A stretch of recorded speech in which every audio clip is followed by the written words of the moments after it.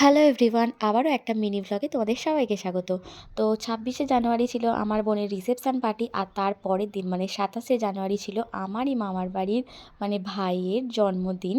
তো শুভজিতের জন্মদিন ছিল সেই দিন। তো আমরা ভাবলাম যে সবাই যখন একই বাড়িতে আছি, প্রতি বছর তো ও ওর বাড়িতেই সেলিব্রেট করে যেমন পারে। তো এই বছর আমাদের বাড়িতে যেহেতু সবাই মিলে একসাথে আছি, তাই আমরা সবাই মিলে ডিসাইড করেছিলাম যে তাহলে এখানেই জন্মদিনটা ছোট করে সেলিব্রেশন করা হোক। আর তার জন্যই আমার মায়েরা, কাকিমণিরা, আমার মামিরা, মামারা সবাই মিলে ওর জন্য রান্নাবান্না করতে স্টার্ট করে দিয়েছিল।